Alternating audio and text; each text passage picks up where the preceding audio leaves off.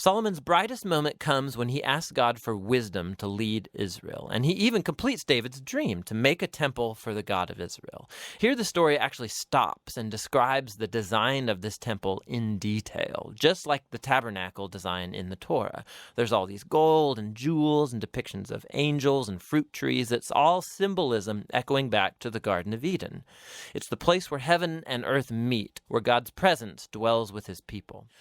1 Kings 3. Solomon made a marriage alliance with Pharaoh, king of Egypt. He took Pharaoh's daughter and brought her into the city of David until he had finished building his own house and the house of the Lord and the wall around Jerusalem. The people were sacrificing at the high places, however, because no house had yet been built for the name of the Lord. Solomon loved the Lord, walking in the statutes of David his father.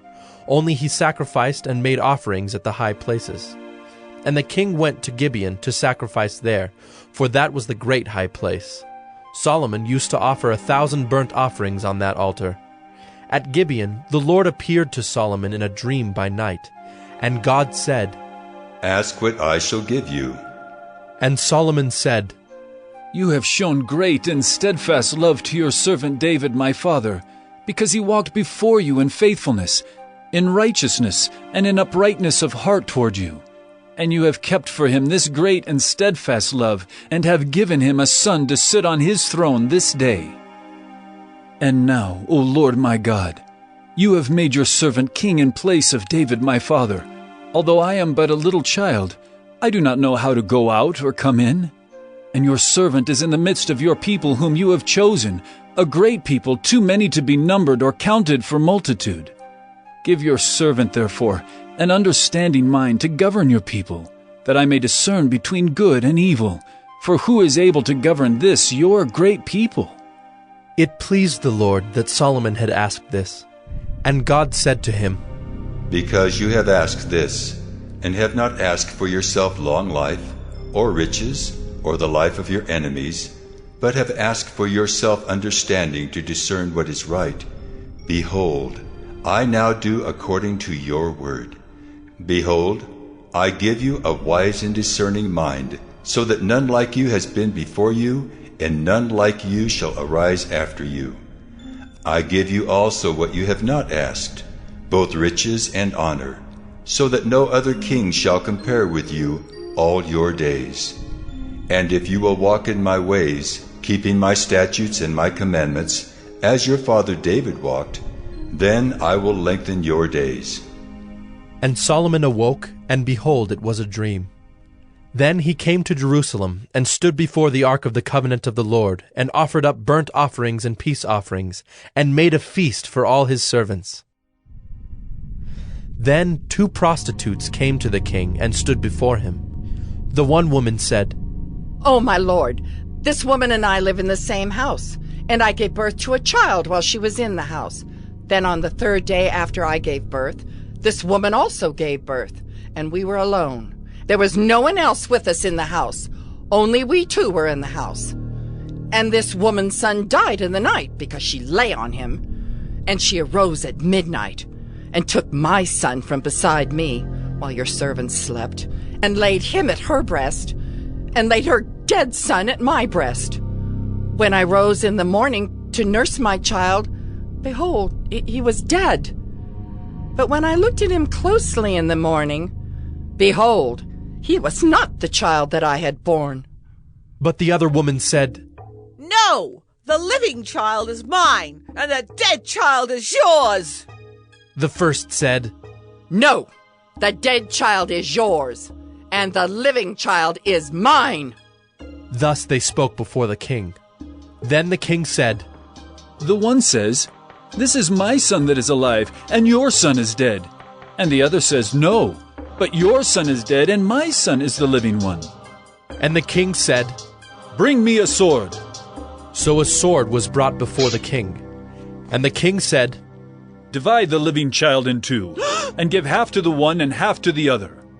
Then the woman whose son was alive said to the king, because her heart yearned for her son, "Oh, my lord, give her the living child, and by no means put him to death." But the other said, He shall be neither mine nor yours. Divide him!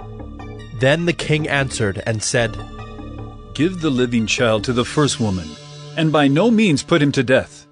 She is his mother. And all Israel heard of the judgment that the king had rendered, and they stood in awe of the king, because they perceived that the wisdom of God was in him to do justice. 1 Kings 4. King Solomon was king over all Israel, and these were his high officials. Azariah the son of Zadok was the priest. Elihoreph and Ahijah the sons of Shisha were secretaries.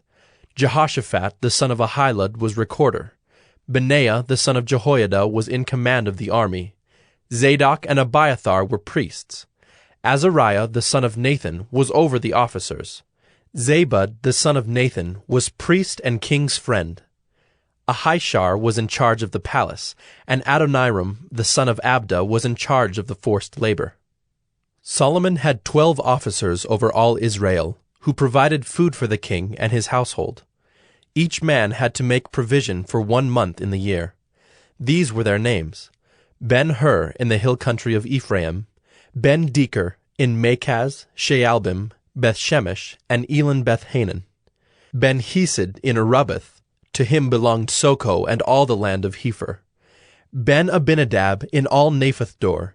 He had Taphath, the daughter of Solomon, as his wife. Baanah, the son of Ahilud, in Taanach, Megiddo, and all Bethshean that is beside Zarethan below Jezreel, and from Bethshean to Abel-Meholah, as far as the other side of Jokmeam. Ben-Geber in Ramoth-Gilead. He had the villages of Jair the son of Manasseh, which are in Gilead, and he had the region of Argob, which is in Bashan, 60 great cities, with walls and bronze bars. Ahinadab the son of Iddo in Mahanaim. Ahimaaz in Naphtali. He had taken Basemath, the daughter of Solomon, as his wife. Baanah the son of Hushai in Asher and Bealoth. Jehoshaphat the son of Peruah in Issachar. Shimei the son of Elah in Benjamin. Geber the son of Uri in the land of Gilead, the country of Sihon king of the Amorites, and of Og king of Bashan.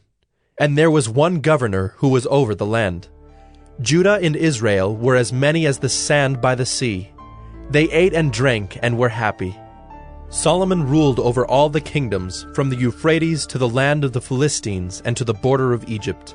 They brought tribute and served Solomon all the days of his life. Solomon's provision for 1 day was 30 cores of fine flour and 60 cores of meal, 10 fat oxen, and 20 pasture-fed cattle, 100 sheep, besides deer, gazelles, roebucks, and fattened fowl.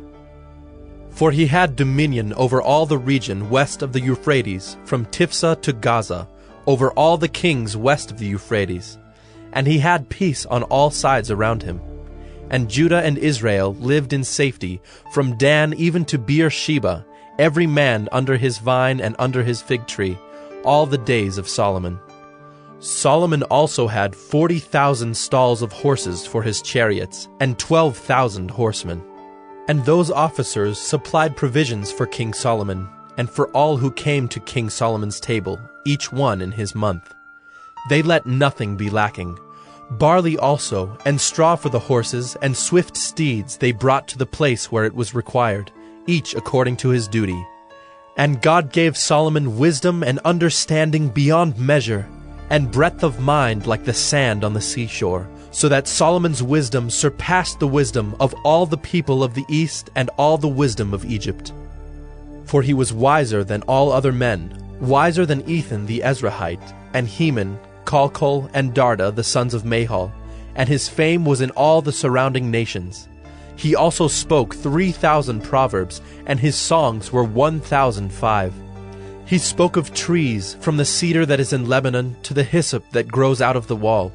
He spoke also of beasts, and of birds, and of reptiles, and of fish. And people of all nations came to hear the wisdom of Solomon, and from all the kings of the earth who had heard of his wisdom.